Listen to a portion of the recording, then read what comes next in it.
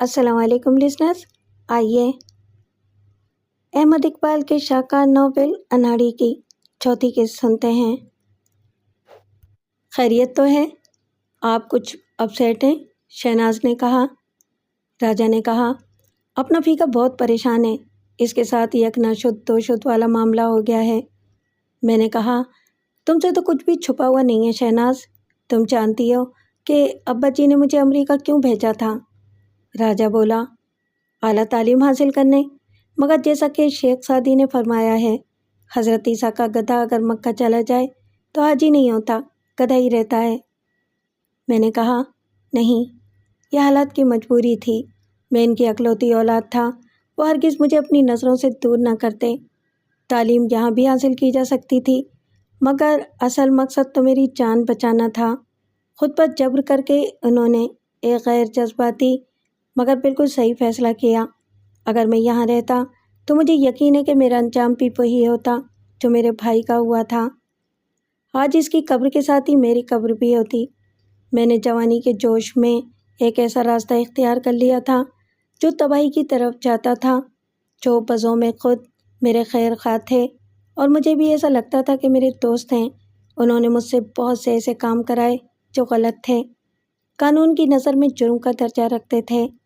اگر میں یہاں رہتا تو ان کے ہاتھوں بلیک میل ہوتا رہتا، میں ان کی مانتا جاتا یا نہ مانتا اور بغاوت پر اتر آتا، دونوں صورتوں میں میرا انجام وہی ہوتا، وہ خود مجھے مار دیتے یا میں خود چل کے تختہ دار تک پہنچ جاتا۔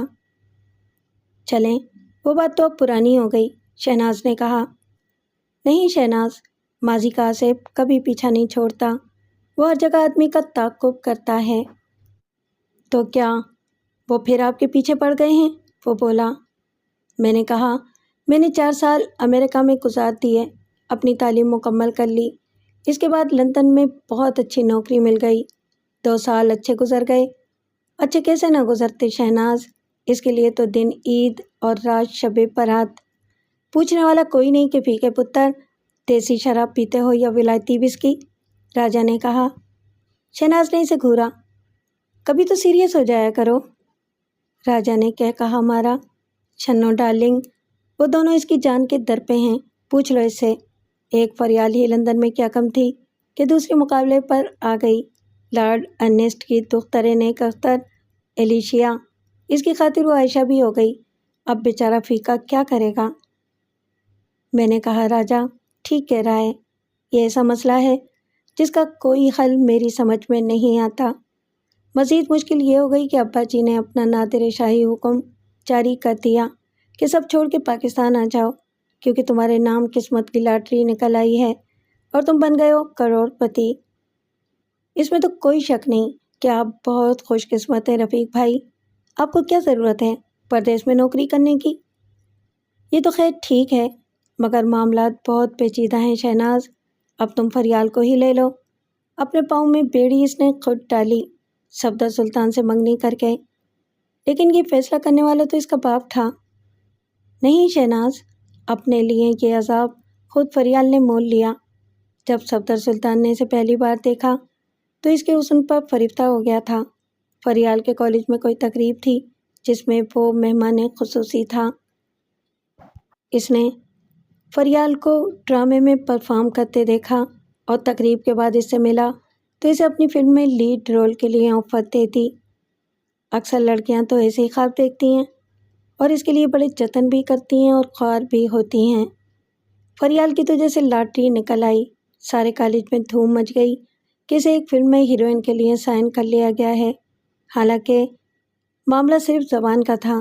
صفدر سلطان جیسے عیاش اور اوپاش دولت مندوں کے خاتمے میں چاند سے ایک جال کی طرح ہوتا ہے جس میں لڑکیاں دن رات پھنستی رہتی ہیں۔ فریال کو اپنی ہوشیاری پر بہت ناز تھا اور اپنے حسن پر بھی۔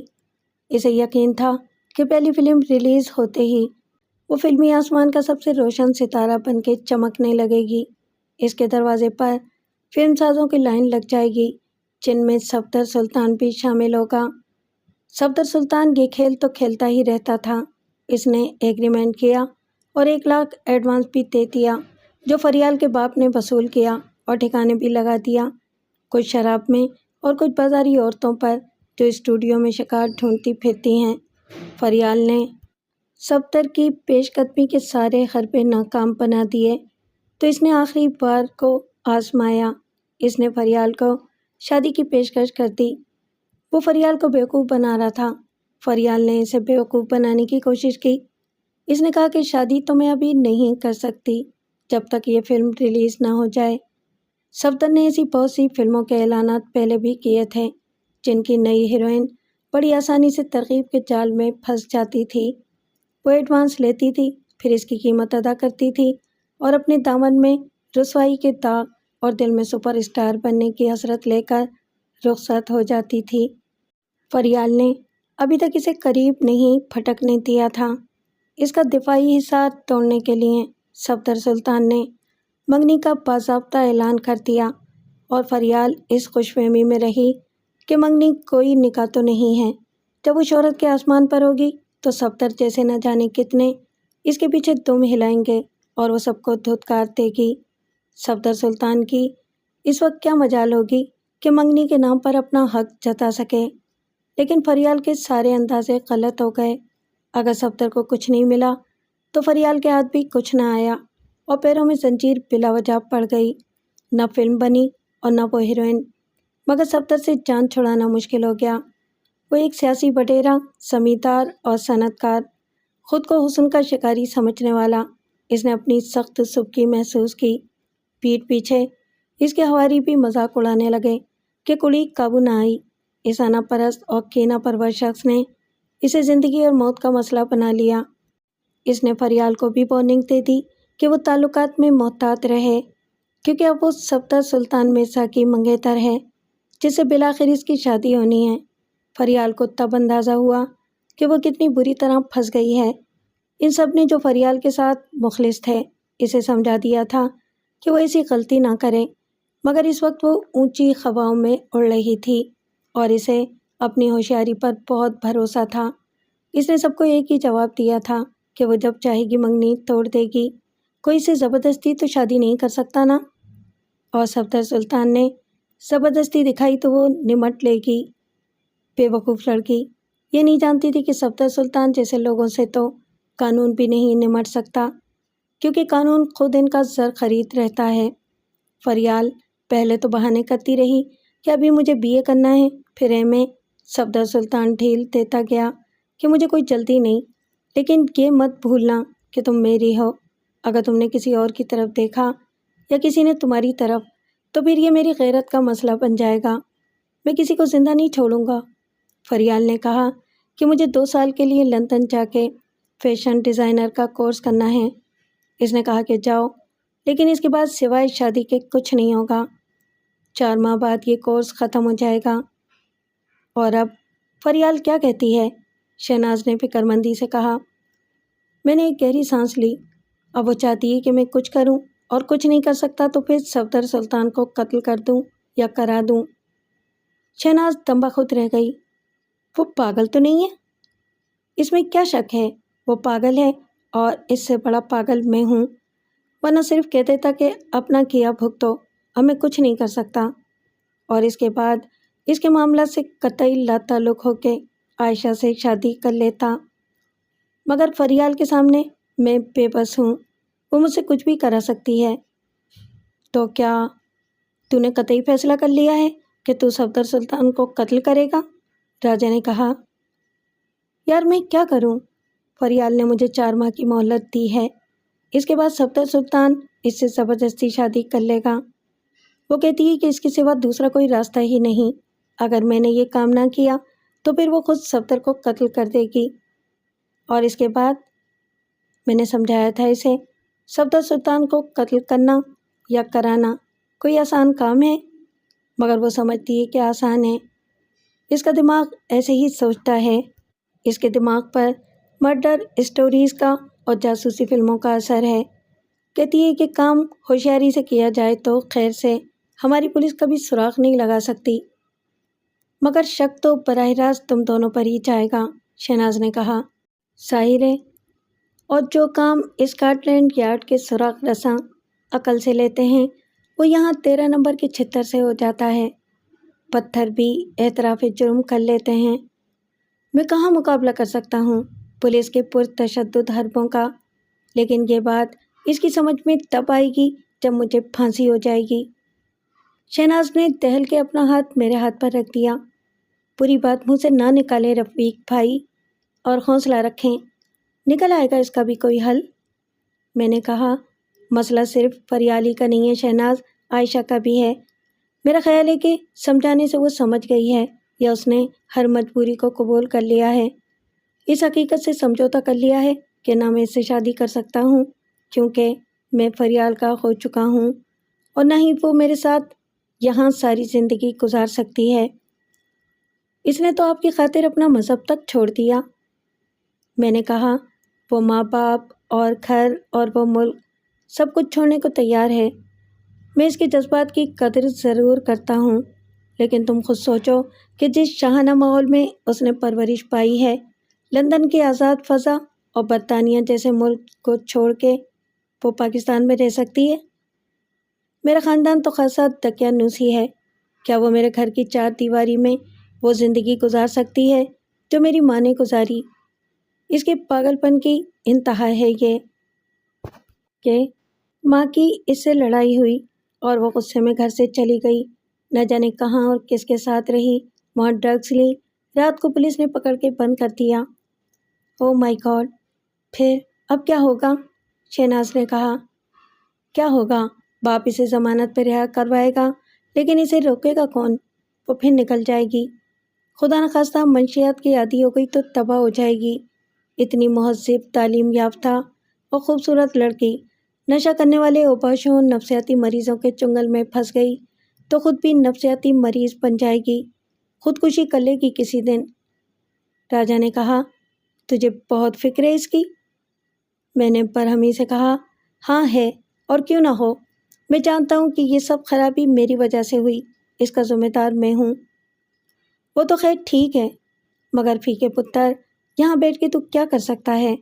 آخر وہاں بھی تو اس کے خیر خواہ ہیں، راجا نے کہا۔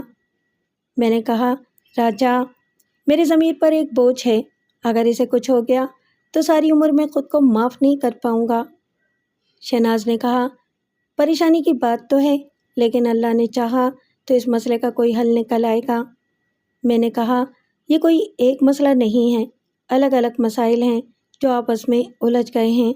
اب دیکھو نا، ایک مسئلہ ہے فریال کا، صرف وہی ہوتا تو جیسا بھی ہوتا اس سے نمٹ لیتا، مگر اچانک عائشہ کا نیا مسئلہ پیدا ہو گیا۔ اب فریال نہ ہوتی تو عائشہ جیسی لڑکی کی رفاقت کو میں اپنی خوش نصیبی سمجھتا، لیکن میرے ساتھ واقعی یک نہ شد دو شد والا معاملہ ہو گیا۔ مسئلہ تو تو نے بنا لیا ہے اپنے لیے، ابے نمٹا دونوں کو، چار پر تیرا شرعی حق ہے۔ تمہیں شرم آنی چاہیے ایسی بات کرتے ہوئے، شہناز نے کہا۔ رہنے دو بی بی، جس نے کی شرم اس کے پھوٹے کرم، اور میری سمجھ میں تو یہ بات آتی نہیں۔ نو آبجیکشن سرٹیفکیٹ عائشہ بھی دیتی ہے اور فریال بھی، تو پھر آپ کو کیا اعتراض ہے؟ عیش کر بیٹے۔ میں نے کہا، عائشہ کی بات تو ٹھیک ہے، وہ صلح پسند اور قربانی دینے والی لڑکی ہے، مگر فریال صرف مذاق میں کہتی ہے کہ جتنی چاہے کر لو، بس میری جگہ خالی رکھنا۔ وہ کہاں شریک کر سکتی ہے محبت کے معاملے میں دوسری عورت کو؟ وہ میری مجبوری کو معاف کر سکتی ہے اور نہ ہی عائشہ کی مجبوری کو سمجھ سکتی ہے۔ وہ اسے بھی قتل کر دے گی اور مجھے بھی۔ اب ایک کچھ مرد بن، اتنا ڈرتا کیوں ہے ایک عورت سے؟ دو بیویوں کے شوہروں کی طرح رہنا سیکھ لے، دونوں کو پاؤں کی جوتی سمجھ، ایک دائیں پیر کی ایک بائیں پیر کی۔ میں نے کہا، یار تو بند کر اپنی بکواس، یہ مسئلہ ایک اور مسئلے کی وجہ سے زیادہ مشکل بن گیا ہے۔ کچھ لوگ عائشہ کی وجہ سے مجھے بلیک میل کر رہے ہیں۔ کون لوگ؟ نسل پرست گورے یا اس کے چاہنے والے؟ میں نے نفی میں سر ہلایا۔ وہ میرے جاننے والے ہیں راجا، جن کی وجہ سے میں جلا وطن ہوا تھا۔ تو شہاب الدین کو جانتا ہے نا؟ ہاں، اس کے بارے میں تو سنا تھا کہ مار دیا گیا، کچھ کہتے تھے کہ وہ مفرور ہے۔ جب میں چند گھنٹوں کے لیے کراچی میں رکا تھا تو وہ مجھ سے ملنے آیا تھا۔ راجا نے کہا، اب کیا کام پڑ گیا ہے اسے؟ میرا خیال تھا کہ وہ ڈانٹ ڈپٹ کرے گا، ڈرائے گا، دھمکائے گا، کیونکہ میں نے چیف کا پیغام لانے والے ٹائیگر کو ٹھکانے لگا دیا تھا اور حکومت علی کرتے ہوئے چیف سے ملے بغیر جہاز پر بیٹھ گیا تھا۔ اس کے لیے میں تیار تھا۔ جب اس نے پوچھا تو میں نے بڑے اعتماد سے جھوٹ بولا کہ ٹائیگر نے تو مجھے کوئی پیغام ہی نہیں دیا، اور کمال دیکھ کہ جھوٹ چل گیا۔ شہاب الدین نے بڑے افسوس سے مجھے مطلع کیا کہ وہ مجھ سے ملنے ہی آ رہا ہوگا، لیکن راستے میں اس کا کسی سے جھگڑا ہو گیا اور مار پیٹ میں اس کے سر میں ایسی چوٹ لگی کہ اندر سے دماغ الٹ پلٹ ہو گیا۔ ہوش میں آنے کے بعد اسے اپنا نام تک یاد نہیں، کچھ پتہ نہیں کہ وہ کب تک پاگل رہے گا۔ اسے زندہ کیوں چھوڑ دیا تھا تو نے یار؟ راجا نے بے حد افسوس کا اظہار کیا۔ شہاب الدین نے مجھے بتا دیا کہ چیف مجھ سے کیوں ملنا چاہتا تھا۔ یہ سالے کیسے فرعون بنے ہوئے تھے، اب قصبل نکل گئے ہیں تو سب کا لہجہ بدل گیا ہے۔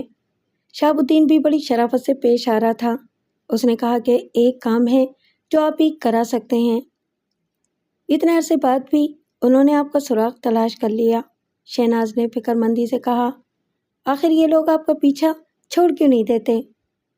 شہاب الدین نے صاف تو نہیں کہا مگر اشاروں میں واضح کر دیا کہ یہ کام ہو جائے تو آئندہ کوئی خدمت میرے سپرد نہیں کی جائے گی، لیکن میں نے انکار کیا تو مجھے سزا ضرور ملے گی، اور ہو سکتا ہے کہ یہ سزا میرے گھر کو اور میرے مستقبل کو بھی متاثر کرے۔ دراصل شہاب الدین آج کل ماتوب ہے، اس کے سیاسی حریف پاور میں ہیں اور یہ لوگ چھپتے پھر رہے ہیں۔ ان کے خلاف اب پرانے کیس درج ہو رہے ہیں، جو کیس دبا دیے گئے تھے نکالے جا رہے ہیں، کبھی کے دن بڑے کبھی کی راتیں۔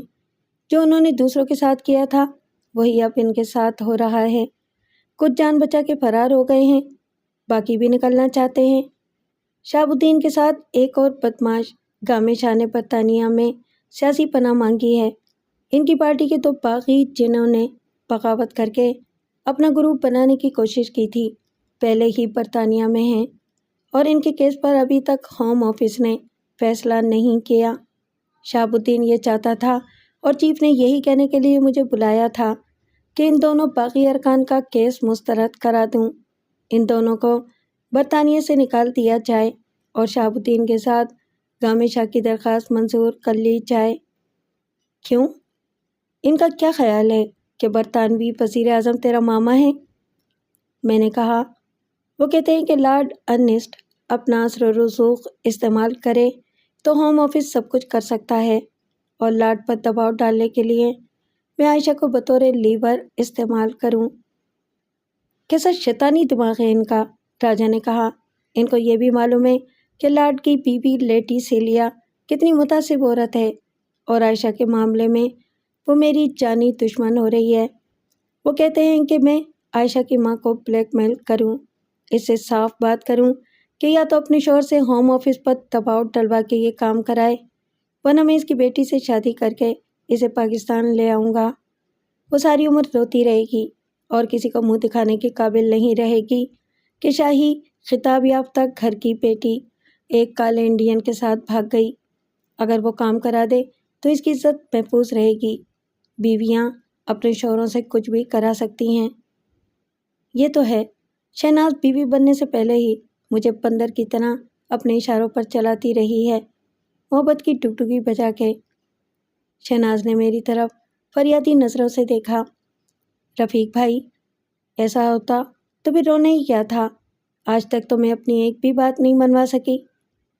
راجا بولا، یار دیکھ، ابھی تیرے سامنے اس نے کہا تھا کہ خوشی مت کرو اور میں مان گیا تھا۔ اس نے چیک پھاڑ کے پھینک دیا، میں نے چوں تک نہ کی۔ میں سب جانتا ہوں مہاراجا، مگر مجھے بتا میں کیا کروں؟ اگر میں کچھ نہیں کرتا تو ان کی کھلی دھمکی ہے کہ اس کا خمیازہ دوسروں کو بھگتنا پڑے گا، اور دوسرے میرے ماں باپ کے سوا کوئی نہیں۔ وہ کہتے ہیں کہ تم اب برطانیہ میں نہیں پاکستان میں ہو، اس لیے قانون کی بات مت کرنا۔ قانون کی زبان یہاں کون سمجھتا ہے؟ راجا نے کہا، لیکن وہ جو چاہتے ہیں وہ بھی تو ناممکن ہے۔ ایک لارڈ ارنسٹ کیا کر سکتا ہے؟ ایسا نہیں ہے کہ وہاں سفارش بالکل ہی نہیں چلتی، یہ خالص سیاسی فیصلہ ہے جس میں ہوم آفس دباؤ قبول کرتا ہے۔ لارڈ کی ایک مضبوط لابی ہے اور پھر وہ ایک بزنس ٹائکون بھی ہے، لیکن عائشہ کا نام لے کر میں اس کے والدین کو بلیک میل کروں، اس کا تو میں سوچ بھی نہیں سکتا۔ فی کے پتر، سیاسی بلیک میلنگ کا یہ سلسلہ اب ختم ہونا چاہیے۔ اگر تو نے ان کی بات مان لی تو وہ سمجھیں گے کہ تو ڈر گیا۔ راجا، ڈرتا ہوں میں اپنے والدین کی وجہ سے۔ اس عمر میں وہ میری وجہ سے ذلیل ہوں، مصیبت میں پڑیں، یہ میں برداشت نہیں کر سکتا۔ مگر یہاں میں بھی بے بس ہوں۔ کتنا اچھا ہوتا اگر میں لندن میں رہتا اور میرے والدین بھی آ جاتے۔ برطانیہ میں ہم سب محفوظ رہ سکتے تھے، کیونکہ وہاں ایسا نہیں ہے کہ قانون کے رکھوالے بھی وہی ہوں جو لا قانونیت کے علم بردار ہیں۔ یہاں نہ حکومت کسی کو تحفظ فراہم کر سکتی ہے اور نہ عدالت۔ ایک پوری نسل نے جوان ہو کے دیکھا ہے کہ ملک میں طاقت کا قانون رائج ہے، خواہ وہ طاقت دولت کی ہو یا کلاشنکوف کی۔ تجھے واقعی لوٹ کے نہیں آنا چاہیے تھا۔ میں اپنی خوشی سے کب آیا ہوں یار؟ مجھے تو زبردستی کھینچا گیا ہے۔ باقی خاندان کی مجھے پرواہ نہیں تھی، مگر میرے انکار پر ابا رو پڑے تھے۔ اس کے بعد میں نے کہا کہ اب جو ہو سو ہو۔ کروڑوں کی جاگیر اور حویلی سے مجھے کوئی دلچسپی نہیں تھی۔ میرے والدین کسی قیمت پر پاکستان چھوڑ کے برطانیہ آنے پر راضی نہیں تھے۔ انہیں میں کیسے چھوڑ دیتا، اور یہاں کہ میں مزید پھنس گیا ہوں۔ یہ تو ناممکن ہے کہ میں عائشہ کو دھوکہ دوں، اس سے جھوٹ بولوں کہ میں شادی کے لیے تیار ہوں، اس کی ماں کو چکر دوں کہ تمہاری اکلوتی لاڈو کی پلی بیٹی کو میں لے جا رہا ہوں، اور جب اسے چکر آنے لگے تو کہوں کہ بڑی بھی اپنی گوری اور عالی نسب بیٹی کو ایک گھٹیا کالے آدمی کے چنگل سے بچانا ہے تو اپنے شوہر سے ایک کام کرا دو، اس چور پارٹی کے مفرور بدماشوں کو برطانیہ کا معزز شہری بنوا دو اور ان کے دشمنوں کو ملک بدر کروا دو۔ لا حول ولا قوت۔ اتنی گھٹیا حرکت کا سوچ کے بھی مجھے شرم آتی ہے۔ جب عائشہ کو یہ معلوم ہوگا کہ اپنا الو سیدھا کرنے کے لیے میں اس کے جذبات سے کھیل رہا تھا، محبت کے نام پر میں نے اس کے والدین کو بلیک میل کیا ہے، تو اس کی نظر میں میری کیا عزت رہ جائے گی؟ راجا نے سوچ کے کہا، پھیکے پتر، ہر مسئلہ تیری خواہش کے مطابق تو حل نہیں ہوگا، نہ ہر خرابی کسی نقصان کے بغیر دور ہوگی۔ اب تو دیکھ لے کہ تو کیا برداشت کر سکتا ہے۔ میں نے کہا، تیرے خیال میں مجھے کیا کرنا چاہیے؟ دیکھ، میں پریکٹیکل آدمی ہوں۔ عملی زندگی میں ایسا ہوتا ہے کہ آدمی کے سامنے کئی راستے ہوتے ہیں، ایک برا، دوسرا زیادہ برا، تیسرا اس سے برا، چوتھا سب سے برا۔ بچنے کی صورت ہی نہ ہو اور کسی ایک راستے کا انتخاب ناگزیر ہو تو پھر کمتر برائی کو قبول کر لینا چاہیے۔ تو کہنا کیا چاہتا ہے؟ دیکھ یار، عائشہ کے لیے تو کچھ نہیں کر سکتا تھا، اسی لیے تو اسے چھوڑ کر آ گیا تھا۔ اسے اب تو سے کوئی امید نہیں ہے۔ اب فرض کر تو اس کی ماں کے سامنے اپنا مطالبہ رکھتا ہے، میرا مطلب ہے کہ شہاب الدین کا مطالبہ۔ میں نے خفگی سے کہا، راجا، یہ کیا؟ راجا نے میری بات کاٹ دی۔ پہلے میری پوری بات سن لے۔ بے شک یہ بہت بری بات ہے، مگر ایک برائی سے تو سمجھوتا کرنا ہی ہوگا، صرف اپنے لیے نہیں، دوسروں کے لیے بھی۔ اگر عائشہ کی ماں تیرے مطالبے پر چراغ پا ہوتی ہے اور تجھے گالیاں دیتی ہے کہ ذلیل کالے آدمی، مجھے پتا تھا تم میری بیٹی سے محبت نہیں کرتے، اس کا استحصال کر رہے ہو۔ ایسا تو وہ ضرور کہے گی، شہناز نے کہا۔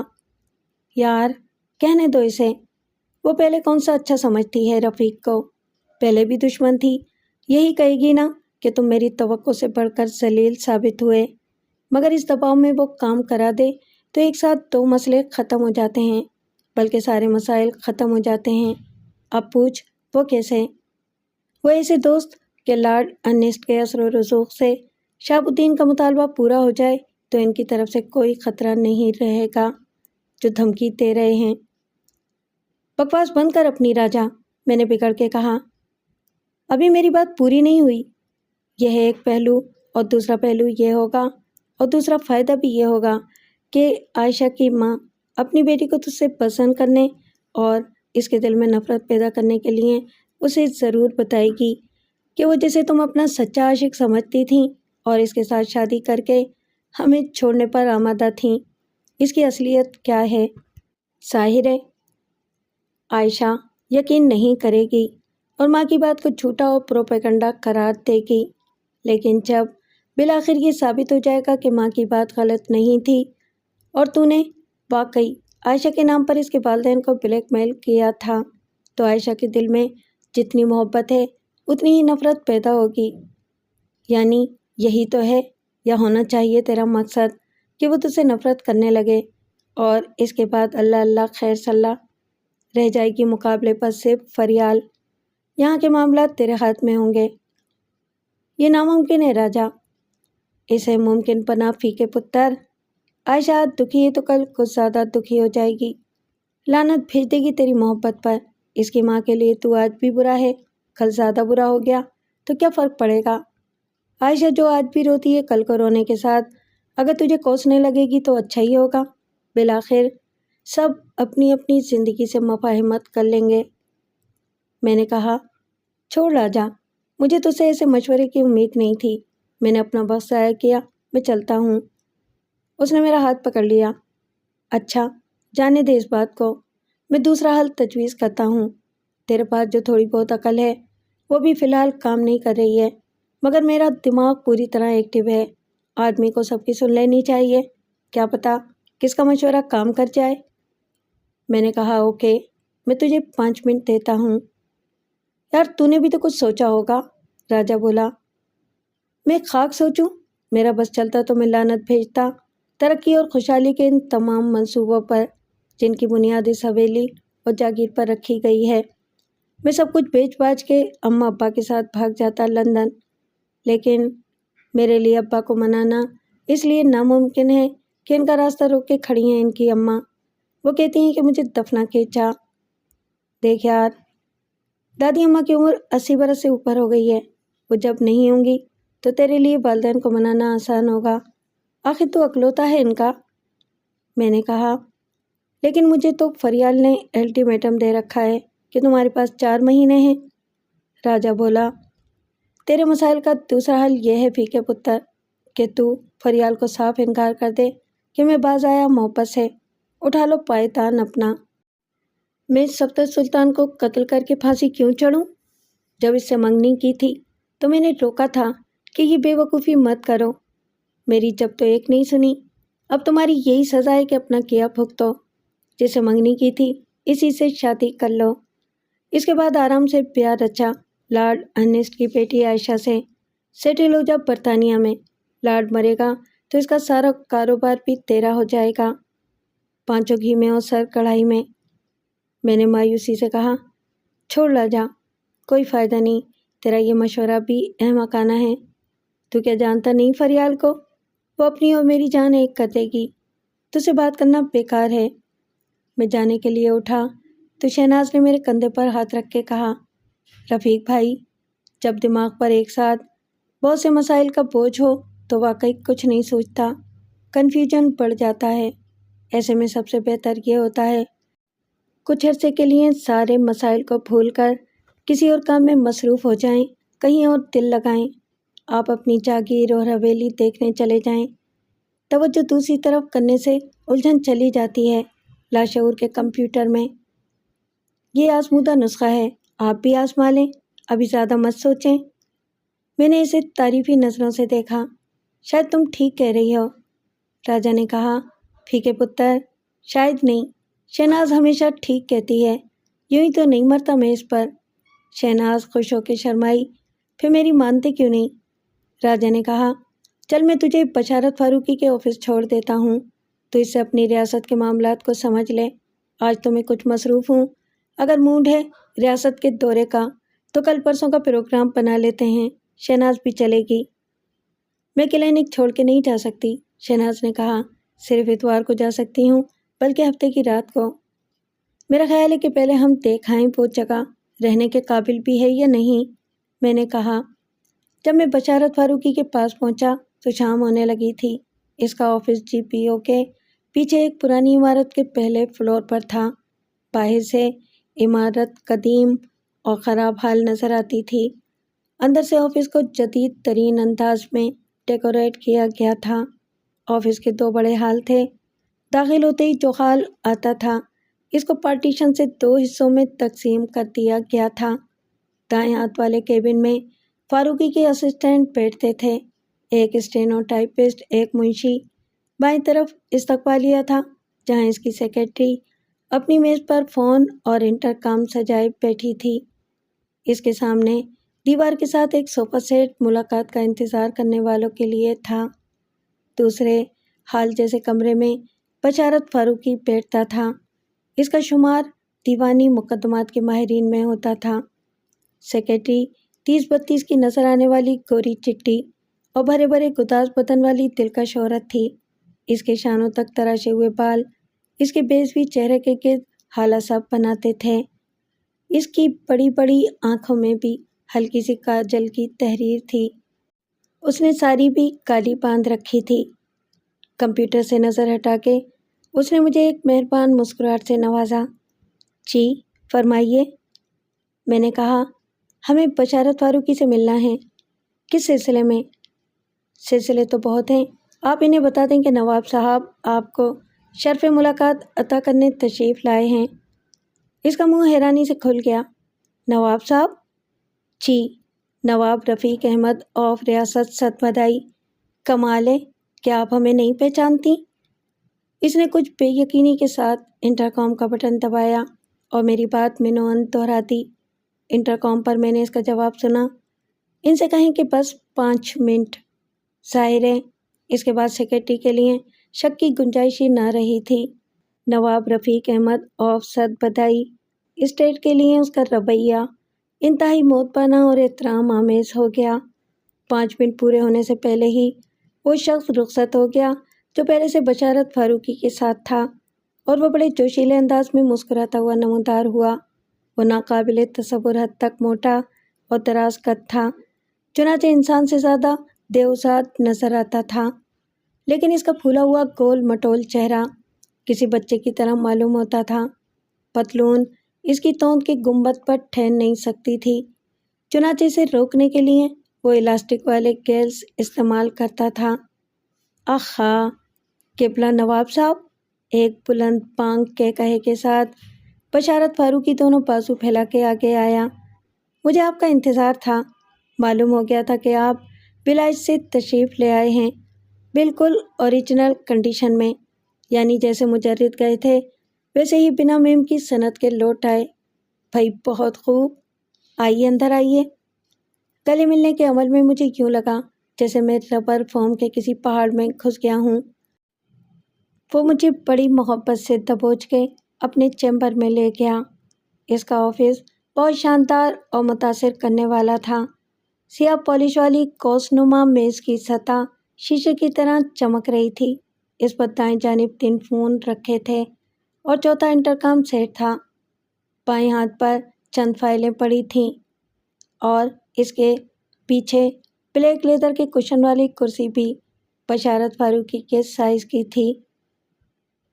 جب میں اس کے سامنے بیٹھ گیا تو اس نے کہا، نواب صاحب کس چیز سے شوق فرمائیں گے؟ میں نے کہا اگر کافی مل جائے تو کافی ہے۔ اس نے مایوسی سے سر ہلایا۔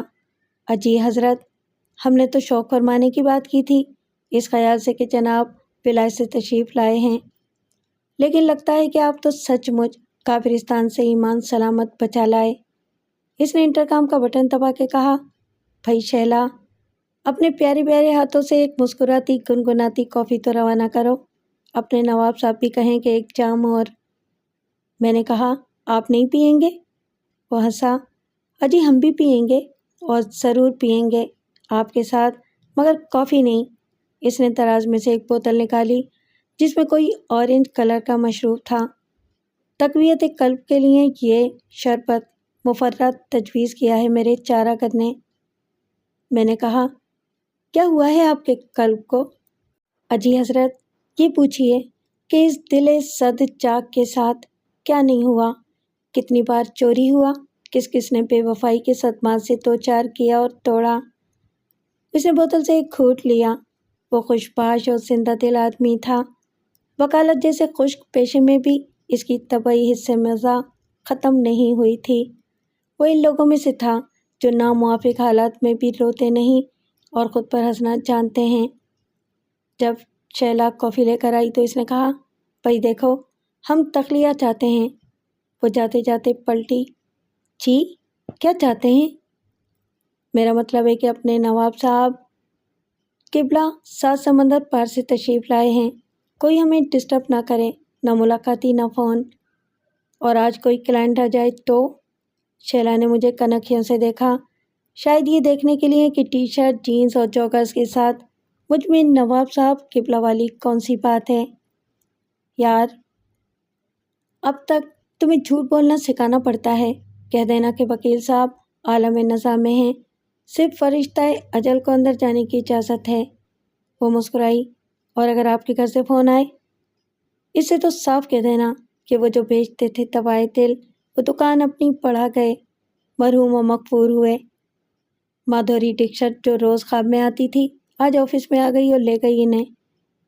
جو دل چاہے فرما دینا، میری طرف سے اجازت ہے، اس نے کہا مارا، اور پھر میری طرف متوجہ ہو گیا۔ جی نواب صاحب، اب سنائیے احوال باقی۔ میں نے کہا، آپ نے تو مجھے باقاعدہ نواب صاحب بنا دیا، میں صرف رفیق ہوں۔ آپ کے آنے سے پہلے میں نے اس تاریخی کہانی پر بہت ریسرچ کی تھی جس کے آپ ہی ہیرو ہیں۔ یہ بڑی ڈرامائی اور فلمی صورتحال ہے، اور اب آپ اس صورتحال کے بارے میں مجھ سے تفصیلی معلومات حاصل کرنا چاہتے ہیں، یعنی اس خاندانی اسٹیٹ کے بارے میں جس کے آپ اچانک مالک بن گئے ہیں۔ وہ اچانک سنجیدہ ہو گیا۔ یقیناً اس کے لیے مجھے سب کچھ چھوڑ کے واپس آنا پڑا، اپنا مستقبل، اپنا کیریئر کے سارے پلان۔ اس نے کہا، جہاں تک قانونی معاملات ہیں تو وہ تقریباً طے ہو گئے ہیں، ان کی تفصیل میں گئے تو آپ کو فائلوں کے ایک پورے دفتر کا مطالعہ کرنا پڑے گا، ہزاروں صفحات پر مشتمل پرانا ریکارڈ ہے۔ میں نے کہا، مجھے گڑھے مردے اکھاڑنے سے کوئی دلچسپی نہیں۔ آپ کی سہولت کے لیے میں نے مستند تاریخی حوالوں کے ساتھ ایک سمری بنائی ہے، اس میں تقریباً 150 سال کی ہسٹری ہے۔ جب آپ وہ دیکھیں گے تو آپ کو لگے گا جیسے آپ کوئی تاریخی ناول پڑھ رہے ہیں۔ یہ حقائق آج کسی داستان سے زیادہ دلچسپ اور سبق آموز ہیں، لیکن ان کی تلاش بہت مشکل کام تھا۔ میرے 3 اسسٹنٹ ایک ایک صفحہ پڑھتے رہے اور ان کی نقول حاصل کرتے رہے۔ میں نے یہ سارا مواد عدالت کے سامنے رکھا اور آپ کے سامنے حالات و واقعات کی تصویر پیش کرنے کے لیے تمام خلاصوں کی مدد سے یہ سمری بنا لی۔ میں نے کہا، آپ کی محنت کا صلہ میں کیا دوں، صرف شکریہ ادا کر سکتا ہوں۔ اس نے ایک فائل اپنے سامنے رکھ لی۔ رفیق صاحب، دنیا واقعی جائے عبرت سرائے فانی ہے۔ 150 سال پہلے یہ حویلی بنانے والے تمہارے ہی آبا و اجداد تھے، میرے حساب سے تمہارے دادا کے دادا کے دادا۔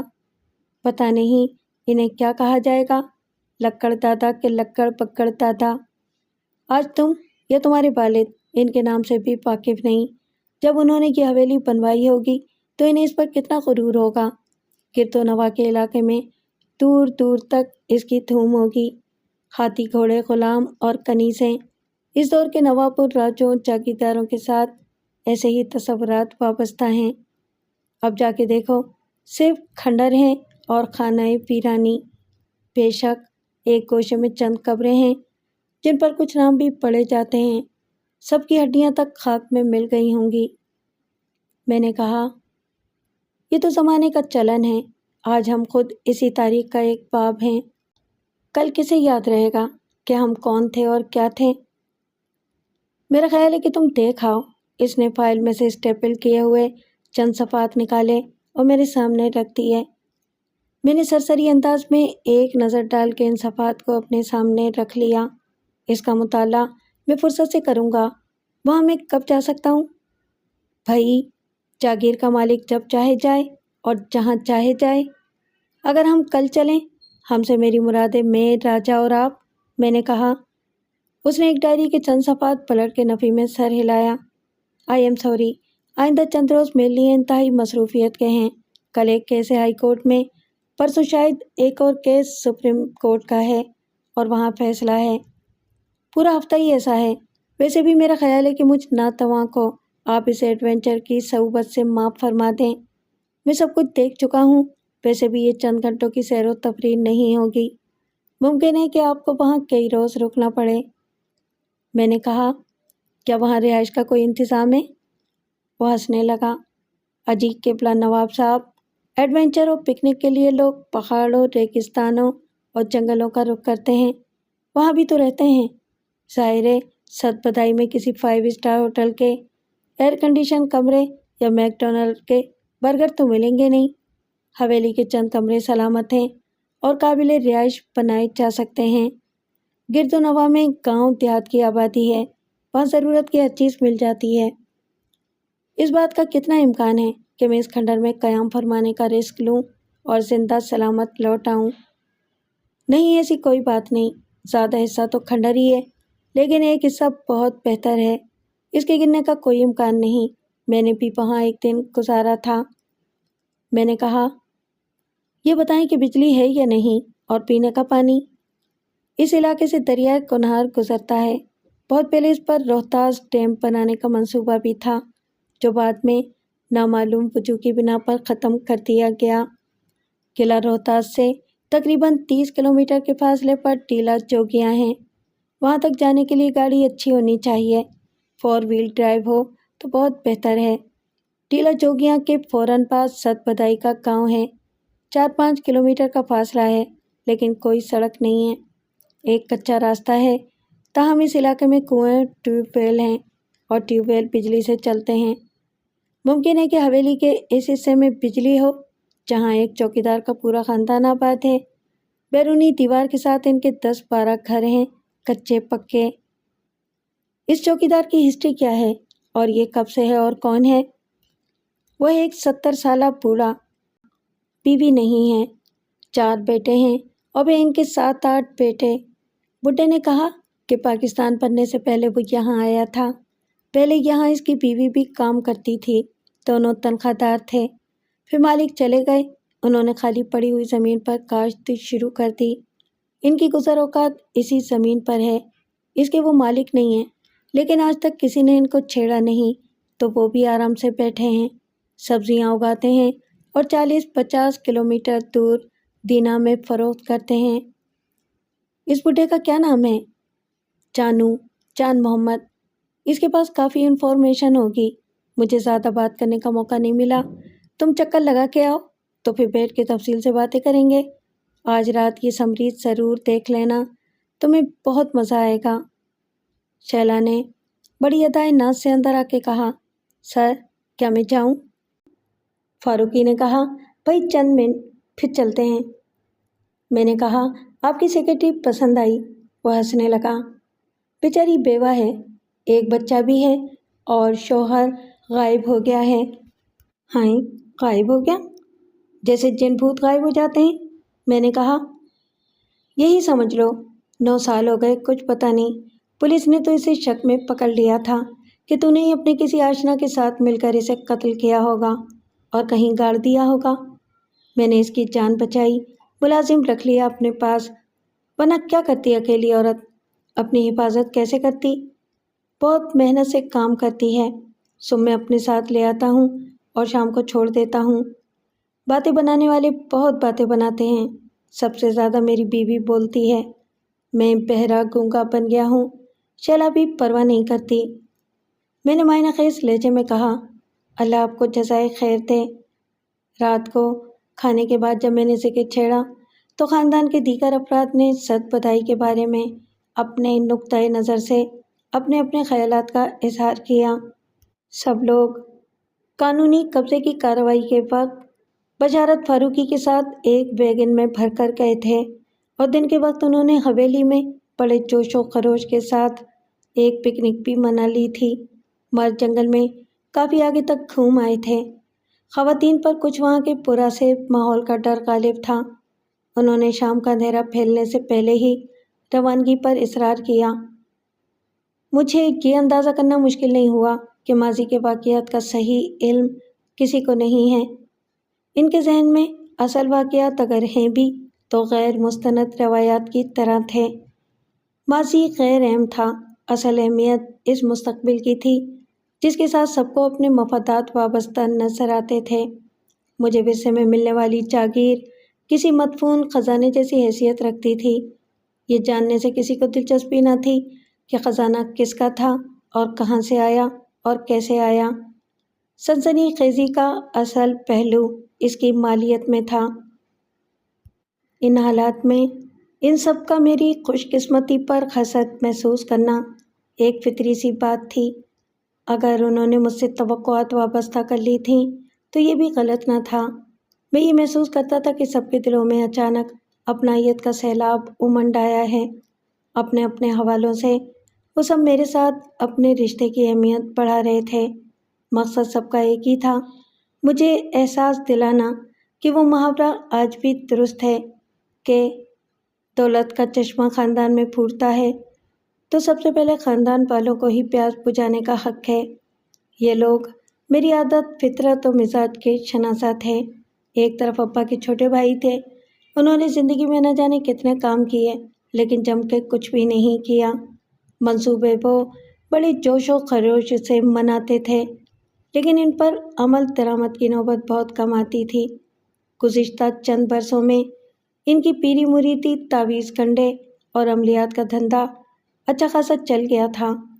ظاہر ہے یہ دھوکے، فریب، چب زبانی اور چالاکی کا دھندا ایسے کمزور عقیدے کے مگر اکثریت میں پائے جانے والے بے عقل لوگوں پر چل رہا تھا جو بدقسمتی سے جاہل بھی تھے یا جاہل ہونے کی وجہ سے بدقسمت تھے۔ ان کی بیوی آمنہ بھی بڑی تیز ترار، موقع شناس اور ضمانت ساز خاتون تھی۔ میں تو اکثر مذاق میں کہہ دیتا تھا کہ چچا آپ روحانی علاج کا ایک زنانہ شعبہ بھی قائم کر دیں اور چچی آپ سے زیادہ کامیاب لیڈی پیر ثابت ہوں گی۔ چچی نے ایک سوچے سمجھے منصوبے کے تحت اپنی دختر نیک اختر رابعہ کو مجھ پر ڈوری ڈالنے کے لیے مامور کر دیا۔ وہ تو خدا کا شکر ہے کہ رابعہ میری واپسی سے پہلے ہی خالو عنایت کے بیٹے سے تو پیمان کر چکی تھی اور چچا نذیر کو میرے معاملہ سے اگر کوئی دلچسپی تھی تو انہوں نے اس کا اظہار نہیں کیا۔ اس کے برعکس اماں کی بڑی بہن خالہ شاہدہ حد درجہ قناعت پسند اور صابر و شاکر قسم کی خاتون تھیں تو ان کے میاں آلو عنایت ہر جگہ منہ مارنے والے ڈھیٹ قسم کے بیل تھے۔ سب کی امیدوں کا اصل انحصار دادی پر تھا۔ سب جانتے تھے کہ وہ نہ خود ولایت جائیں گی اور نہ اپنے کسی بیٹے کو جانے دیں گی۔ چنانچہ اس بات کا کوئی امکان نہیں کہ میں ساری دولت سمیٹ کے والدین کے ساتھ ہمیشہ کے لیے ولایت جا بسوں اور بھول جاؤں کہ میرا کسی وطن سے یا کسی شخص سے جذبات کا کوئی رشتہ تھا۔ دسترخوان پر دادی نے اچانک چچی کو ٹوک دیا، ارے چھوٹی دلہن، یہ رابعہ نے کیا کپڑے پہن رکھے ہیں؟ ایسے پہلے تو نہیں پہنے۔ آمنہ چچی نے تنک کے کہا، کیوں اماں، کیا ہے ان کپڑوں میں؟ آج کل تو سبھی پہن رہی ہیں۔ دادی نے خفگی سے کہا، پہن رہی ہوں گی جو اپنوں کو چھوڑ کر غیروں کو رجھاتی پھرتی ہیں۔ آمنہ چچی نے بیٹی کا بھرپور دفاع کیا، آپ بھی حد کرتی ہیں اماں، یہ تو فیشن ہے، آپ ٹی وی کے ڈراموں میں دیکھو تو پتہ چلے۔ تو یہاں بھی کوئی ٹی وی کا ڈرامہ ہو رہا ہے کیا؟ دادی نے کہا۔ خالو عنایت نے کیا کہا، ہمارا ڈرامہ تو ہو رہا ہے، ہم بھی دیکھ رہے ہیں، لانا بھائی ذرا یہ گاجر کا حلوہ۔ آمنہ چچی نے فوراً رابعہ سے کہا، رابعہ بھائی کو دے نا گاجر کا حلوہ، اور پھر براہ راست مجھے مخاطب کیا، رابعہ نے خود بنایا ہے۔ میں نے معذرت کی، چچی اب تو گنجائش نہیں رہی۔ خالو نے ڈونگا میرے سامنے سے اٹھا لیا اور آدھا خالی کر کے پھر بیچ میں رکھ دیا۔ بھائی ہم نا قدردان یہ ولایت پلٹ لوگ کیا جانے دیسی گھی کے حلوے کو۔ ارے بھائی آمنہ، یہ تو بالکل وہی ہے، شیریں محل والا، میں تو ذائقہ پہچانتا ہوں ہر ایک کا۔ چچی آمنہ نے جس بز ہو کے کہا، خاک جانتے ہو تم عنایت، کیا ذائقہ کسی اور کے ہاتھ میں نہیں ہو سکتا؟ اب خالہ نے دخل دیا، اپنا رفیق جب چھوٹا تھا تو میرے ہاتھ کا حلوہ بڑے شوق سے کھاتا تھا۔ جب آتا تھا پوچھتا تھا، خالہ گاجر کا حلوہ بنایا؟ اور میں کہتی تھی کہ پگلے، مئی جون میں گاجر کا حلوہ کہاں، سردیوں میں بناؤں گی جب گاجریں آئیں گی۔ آمنہ چچی نے فوراً کہا، بچپن کی بات اور ہے، یہ تو ابھی جب ولایت گیا تو کہہ رہا تھا کہ چچی ایک بار پائے کھلا دو اپنے ہاتھ کے، پھر ولایت میں کہاں نصیب ہوں گے۔ اس کے بعد خواتین میں مجھ پر اپنائیت کے حق کی برتری ثابت کرنے کا مقابلہ شروع ہو گیا۔ مرد حضرات مسکراتے ہوئے سنتے رہے اور میں خاموشی سے سنتا رہا۔ یہ مقابلہ دادی کی مداخلت سے ختم ہوا۔ انہوں نے کسی بات کے بیچ میں کہا، نذیر اوپر کی منزل پر صفائی بھی ہو گئی ہے، اگر رنگ کرانا چاہو تو بتا دو، بعد میں مشکل ہوگی۔ نذیر چچا نے کہا، رنگ ٹھیک ہے اماں، ابھی تو کرایا تھا بھیا نے۔ ہاں، مگر کرایہ دار جاتے ہیں تو ستیہ ناش کر جاتے ہیں۔ اماں ٹھیک کہہ رہی ہیں، سامان لانے سے پہلے رنگ کرانا آسان ہوتا ہے۔ آلو عنایت نے ایک ٹکال لے کر کہا، گویا اب یہ طے ہے کہ پیر صاحب کا آستانہ یہاں منتقل ہو جائے گا۔ دادی نے انہیں ڈانٹا، عنایت، نذیر میرا بیٹا ہے۔ وہ تو ہے، مگر اماں بڑا مسئلہ ہو جائے گا سب کے لیے، اگر یہاں ان کے مرید جوک در جوک آنے لگے۔ آلو عنایت نے کہا، ان میں عورتیں بچے بھی ہوں گے، جن بھوت اتارے جائیں گے، جھاڑ پھونک ہوگی۔ دادی نے کہا، نہیں، یہ سب یہاں نہیں ہوگا۔ چچا نذیر نے کہا، مگر اماں میں نے تو اپنے مکان کے لیے کرایہ دار سے بات بھی کر لی تھی۔ انکار کر دے اسے، ابھی گھر خالی نہیں کیا تو نے، اپنا آستانہ وہیں رکھ، دادی نے کہا۔ آلو عنایت ہنسے، نذیر بھائی اب اسے باقاعدہ درگاہ بنا لو، میرا مطلب ہے کہ اس میں گنبد کا اور محرابوں کا اضافہ کرو، اپنا حجرہ خاص بنواؤ۔ یہ کوئی پارٹ ٹائم بزنس تو ہے نہیں، اچھی خاصی آمدنی ہو رہی ہے، چاہو تو مجھے بھی اپنا اسسٹنٹ رکھ لو، مارکیٹنگ مینیجر، میں پبلسٹی کروں گا، مریدوں کو گھیر گھیر کے لاؤں گا، کمیشن طے کر لو میرا۔ چچا نذیر نے سخت برا مانا، لیکن وہ دادی کے سامنے بول نہیں سکتے تھے۔ گھر میں چچا کا ایسے ہی مذاق اڑایا جاتا تھا، نہ کوئی ان کی پیری مریدی کو تسلیم کرتا تھا اور نہ روحانی طاقت کو مانتا تھا۔ ابا تو پھر بھی خاموش رہتے تھے، مگر دادی تو منہ پر صاف کہتی تھیں کہ حرام خور، یہ جھاڑ پھونک اور کالے پیلے عمل کی بڑ میرے سامنے ماری نا تو میں جوتا ماروں گی کھینچ کر۔ کچھ دیر بعد جب دادی سونے چلی گئیں تو نذیر چچا کی آلو عنایت سے زبردست جھڑپ ہوئی۔ پھر میں سونے کا بہانہ کر کے اپنے کمرے میں آ گیا۔ گھڑی میں رات کا 1:30 بج رہا تھا، گویا لندن میں رات کے 8:30 بجے تھے۔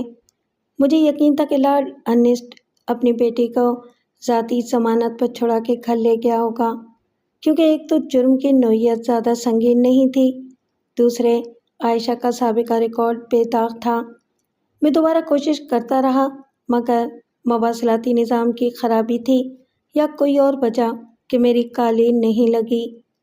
اچانک مجھے بشارت فاروقی کی دی ہوئی سمری کا خیال آیا اور میں لیٹ کر پڑھنے لگا۔ روایات کے مطابق حویلی اور جاگیر سے منسوب تاریخی واقعات کا سلسلہ 1857 کی جنگ آزادی سے بھی بہت پہلے شروع ہوتا تھا۔ 17 سال پہلے یعنی 1840 تک انگریز فوج کی عملداری پورے ہندوستان پر قائم ہو چکی تھی۔ افغانستان میں سردار دوست محمد کی حکومت تھی، لیکن وہاں بھی کابل اور جلال آباد میں انگریز اپنی چھاؤنی قائم کر چکے تھے اور فوجی قوت کے بل پر پورے افغانستان کو اسی طرح اطاعت گزار بنانا چاہتے تھے جیسے وہ ہندوستان کو بنا چکے تھے، لیکن عملاً یہ مشکل ہی نہیں ناممکن تھا، اور اس کی وجہ یہ تھی کہ ہندوستان ان گنت چھوٹی بڑی ریاستوں، راجواڑوں، ذاتی جاگیروں کے علاوہ صوبوں میں بٹا ہوا تھا، اور جو اختلاف رعایا میں مذہبی، معاشرتی، لسانی اور تہذیبی قبیلوں پر تھا وہی حکمرانوں کے درمیان بھی تھا، اور اسی انتشار سے فائدہ اٹھا کے انگریزوں نے ہندوستان کو غلام بنا لیا تھا۔ لیکن افغانستان میں ایسا نہ تھا، وہاں ایک قوم بستی تھی اور وہ سب ایک زبان بولتے تھے، ان کا مذہب ایک تھا اور تہذیبی روایات ایک تھیں۔ انگریزوں کی طاقت ان کی فوجی قوت کے ساتھ ان کے ڈسپلن اور سیاسی چال بازیوں میں مثمر تھی۔ انہوں نے سندھ اور بلوچستان کے راستے افغانستان پر یلغار کی تو ان کی منظم فوج کے پاس بے پناہ اسلحہ اور توپ خانہ تھا۔ سردار دوست محمد اس کا مقابلہ کیسے کرتا اور کب تک کرتا؟ انگریزوں نے اسے گرفتار کر لیا اور قیدی بنا کے ہندوستان بھیج دیا۔ اس کی جگہ انگریزوں نے اپنے ایک پٹھو شاہ شجاع کو تخت پر بٹھا دیا اور اپنی افواج کو جلال آباد اور کابل میں چھاؤنی بنا کے رکھا۔ صرف 1 سال بعد ہی افغانوں نے انگریز کے بنائے ہوئے حکمراں شاہ شجاع کو قتل کر دیا اور سردار دوست محمد کے بیٹے اکبر خان کی بادشاہت قائم کر دی۔ اکبر خان نے عنان حکومت سنبھالتے ہی کابل کے انگریز کمانڈر जनरल सील को नोटिस दे दिया कि वो 1 महीने में इसके वालिद सरदार दोस्त मोहम्मद खान को हिंदुस्तान से वापस लाए और अफ़गानिस्तान में इसकी हुक्मरानी बहाल करें, वरना अफ़गानिस्तान में मौजूद हर एक अंग्रेज़ को चुन चुन कर कत्ल कर दिया जाएगा। जनरल सील ने गौर-व-ख़ौज़ और वायसराय हिंद से मशवरे के लिए 1 माह की मोहलत तलब की। अकबर खान को इसके जासूसों के ज़रिए इत्तला मिली कि अंग्रेज़ इसके वालिद सरदार दोस्त मोहम्मद खान के साथ एक मशरूत मुआहिदा करने की कोशिश कर रहे हैं। दोस्त मोहम्मद को ग्वालियर के किले में रखा गया था। वायसराय के एक नुमाइंदे ने इससे मुलाकात में कहा कि तुम्हारा बागी बेटा ये चाहता है कि तुमको मौत के घाट उतार दिया जाए ताकि वो अफ़गानिस्तान का मुस्तकिल बादशाह तस्लीम कर लिया जाए। इसके बाद वो अंग्रेज़ों की अताअत भी कबूल कर लेगा। मगर हिंदुस्तान का अंग्रेज़ वायसराय ऐसा करने से पहले दोस्त मोहम्मद खान को एक मौका और देना चाहता है।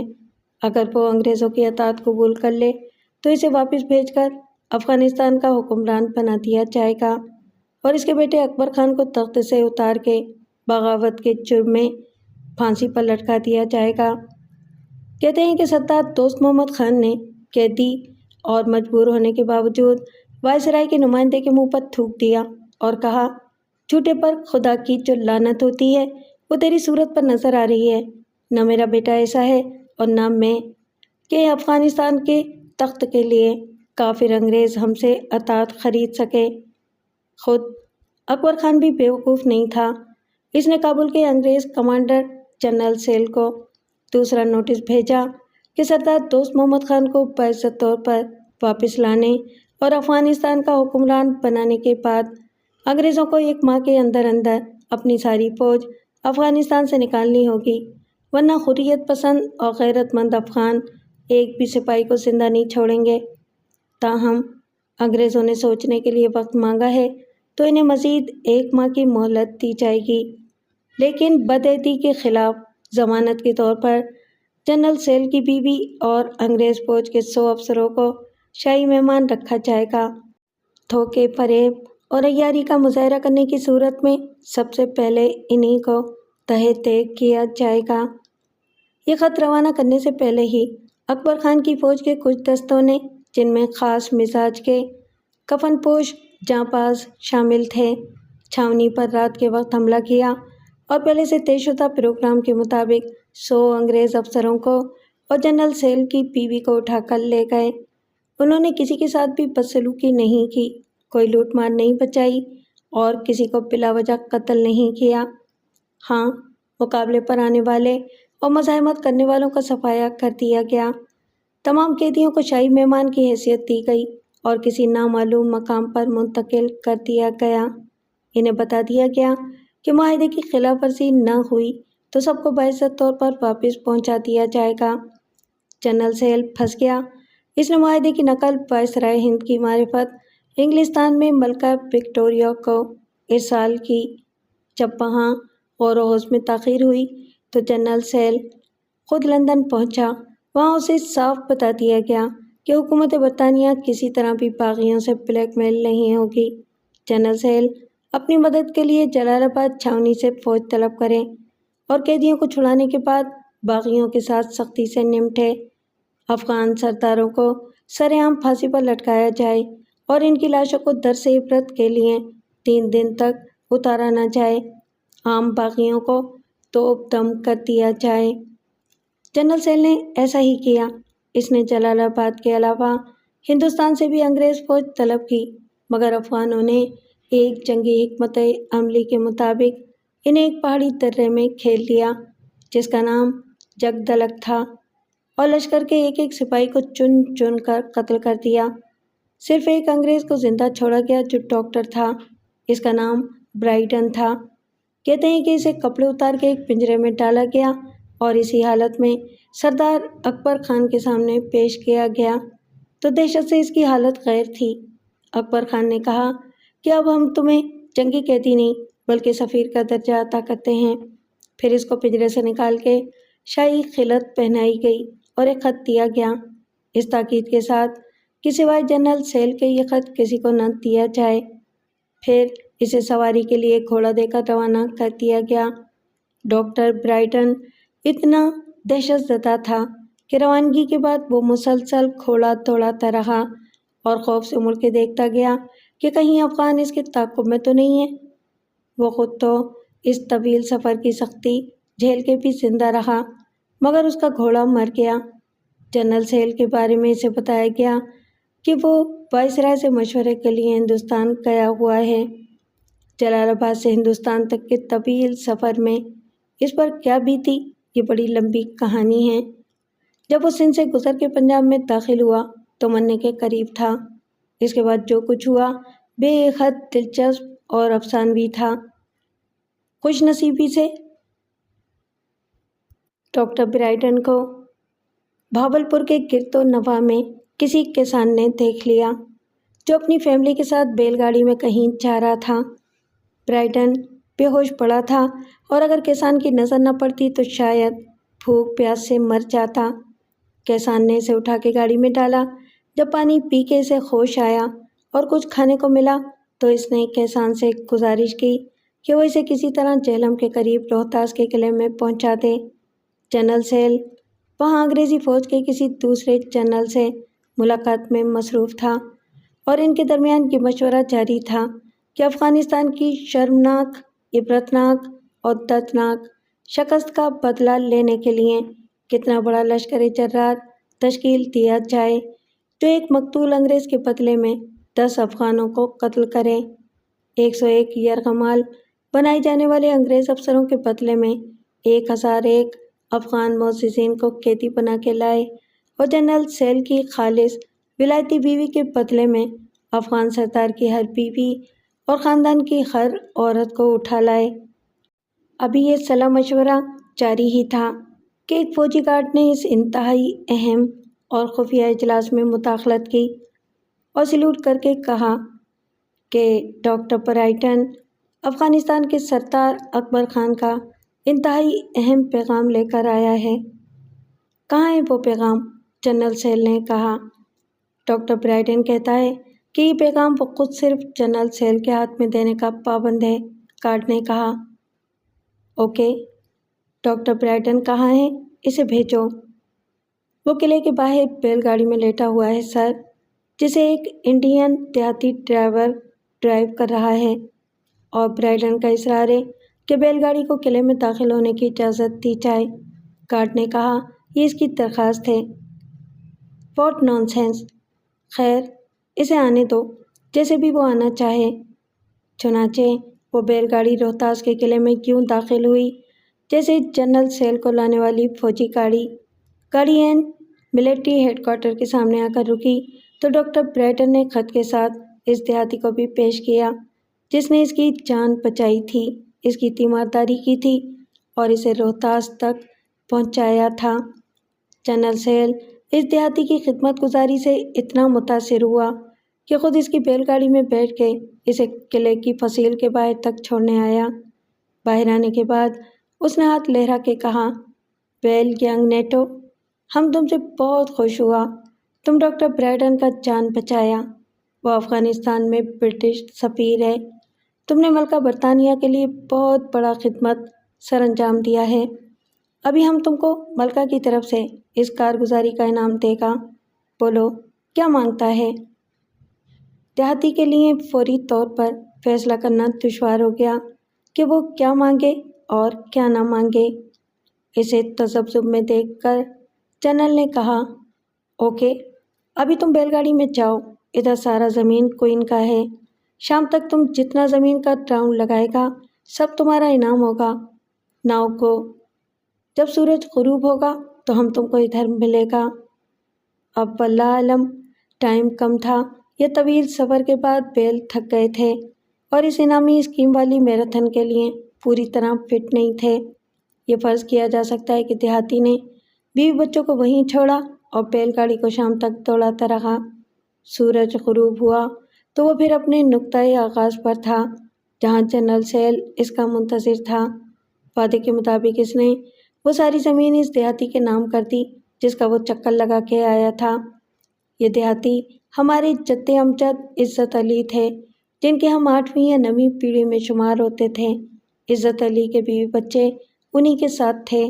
غالباً وہ لوٹ کر اس راستے سے ہی نہیں گئے جس پر نہ جانے کہاں سے آ رہے تھے اور کہاں جا رہے تھے۔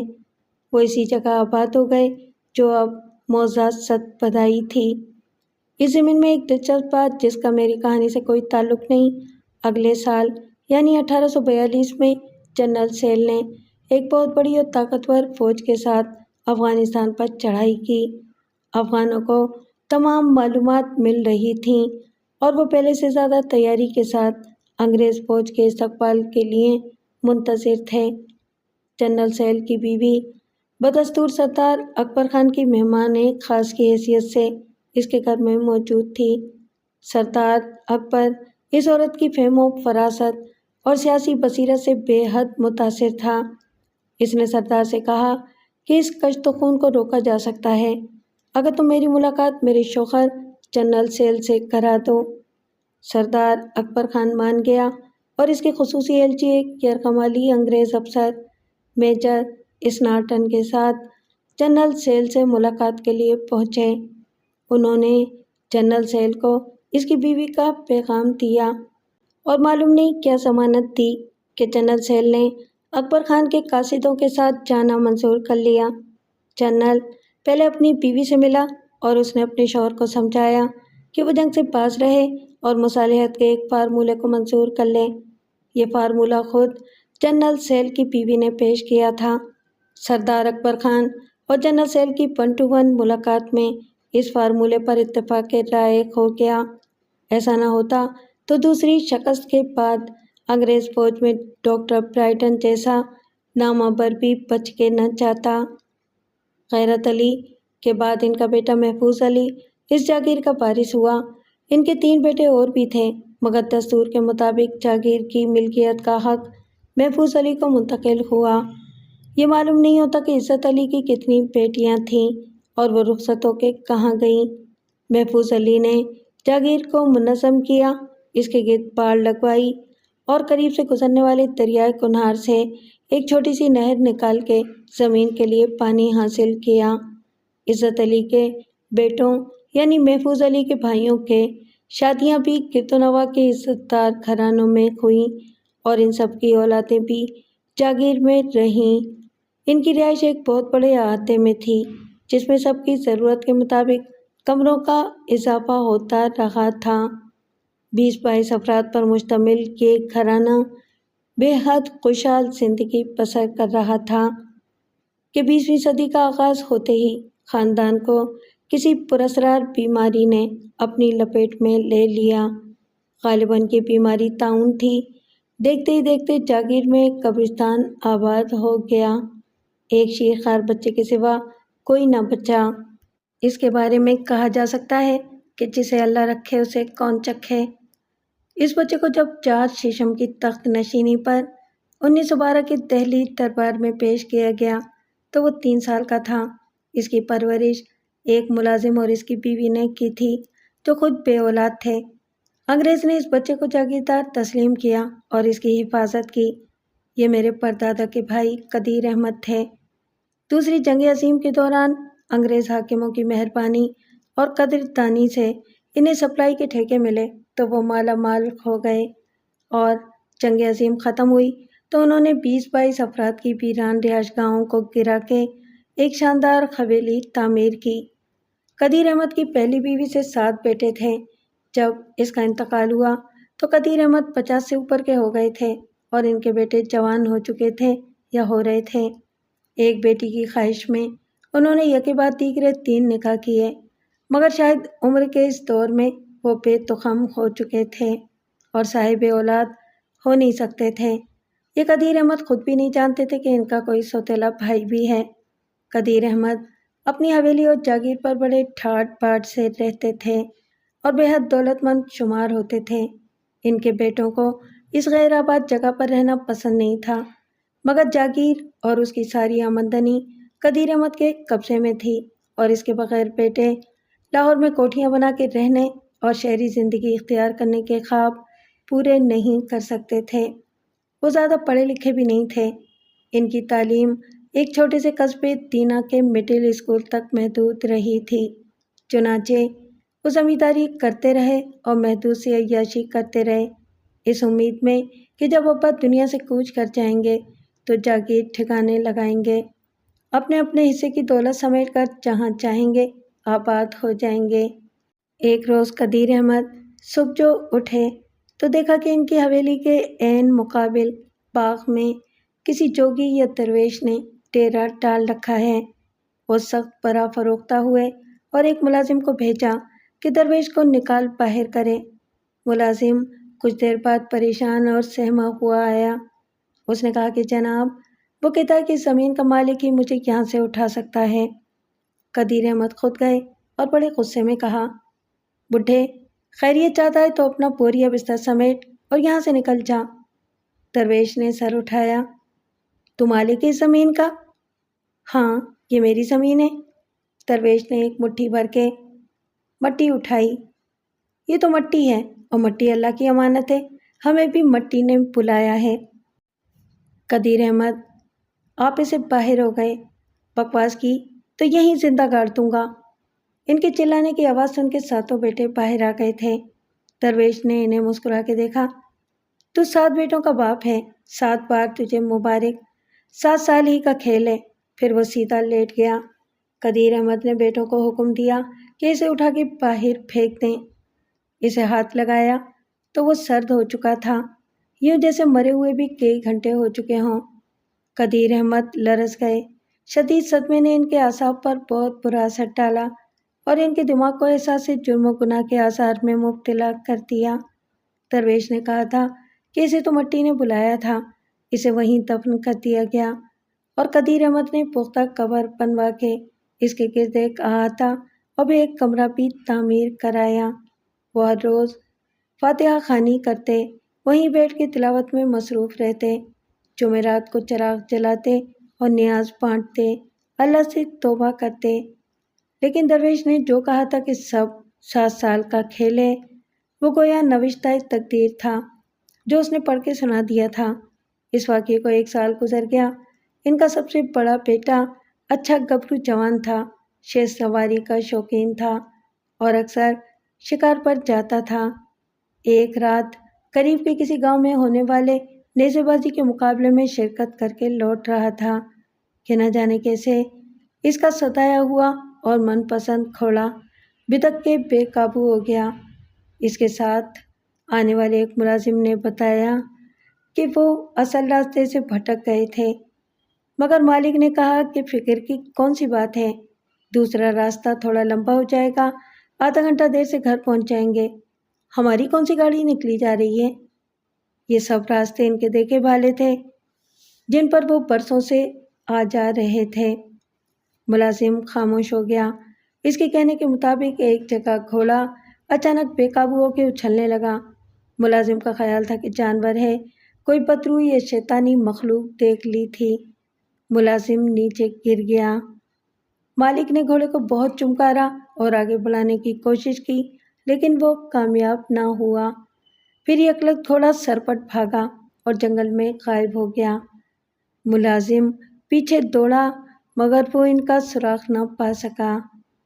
صبح گھوڑا خود ہی گھر آ گیا اور قدیر احمد ملازمین اور مزاروں کے ساتھ جنگل کی طرف گئے اور انہیں ایک جگہ بیٹے کی اکڑی ہوئی لاش مل گئی۔ پتھر پر لگنے سے اس کا سر بھی پھٹ گیا تھا اور گردن بھی ٹوٹ گئی تھی۔